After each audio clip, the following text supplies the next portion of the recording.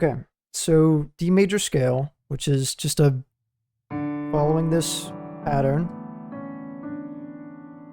So this and this are the same note. Yeah, so it's just a series of, it's patterns, and you can follow this all the way up. And it just keeps going. So within this scale, the oops.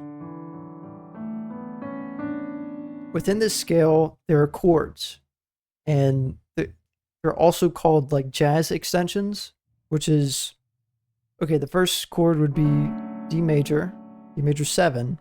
Second one, E minor,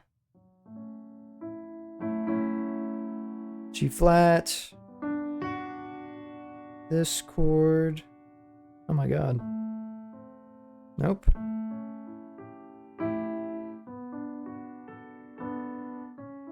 That chord, and then you're back to the first chord, E major, which is this, just an octave higher. So it's I like to call these, I don't know the actual term for just like repeating the chord. I like to call them stack chords though, and they're very, very pretty. I like to do it to practice my right hand a lot, so I can go and just, same thing, just on my right, and just go up the scale. Oops.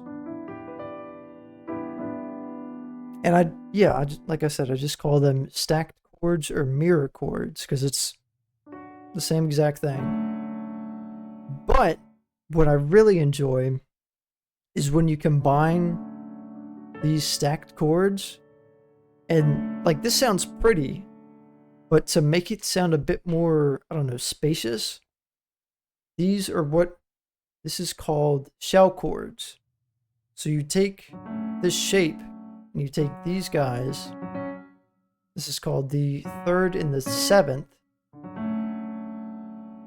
And you move them up an octave. So same note, just up an octave, and you can play this.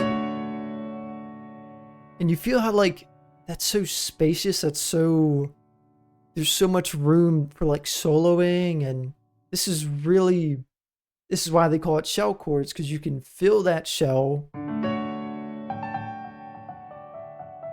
with whatever you want, really.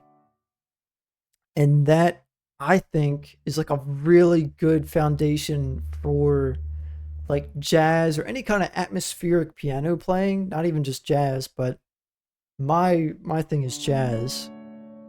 I like to add the 9th right here.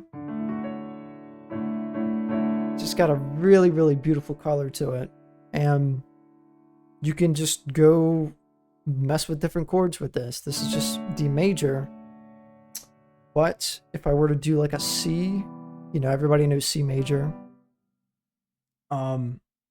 If I split that into a shell chord, like this sounds so much different than this. This is, it's not muddy, but it's very together, obviously. But when you spread it out like this, it gives you so much space to play in between, really. So I love this. I've been doing shell chords for a while now, and you can add the 9th too.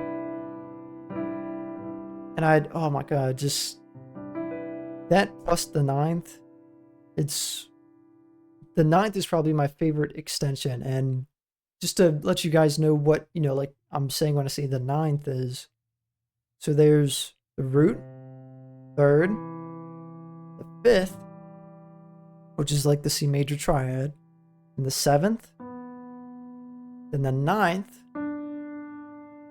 and then it goes to the 11th, and then the 13th. And then the next one up is just the octave of that C.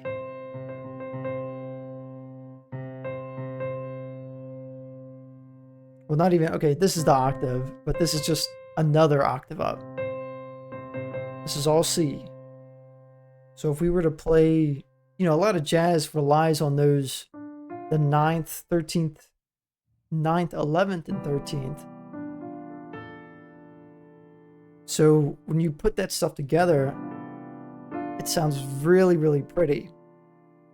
But like, this is an okay chord, but I find when you take away some of the stuff and let the chord kind of breathe a little bit, it makes it sound so much like a richer, I guess. I don't know how to describe it. Wrong chord. Okay, so you have major 7.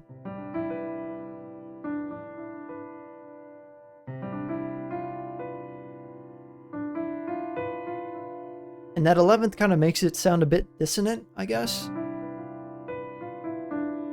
But I feel like as producers, just playing around with those shell chords,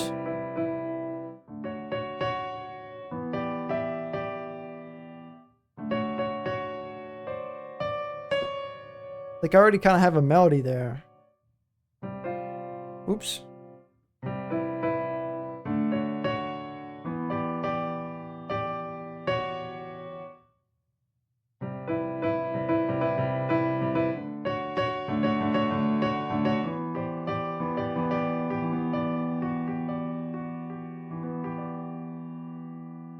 And you can, I'm getting a little crazy there, but just play around with it and add those shell chords into your playing, and it's very easy. You just take this, you know, do the little mirror chord and take out the 3rd and the 7th and put it up here.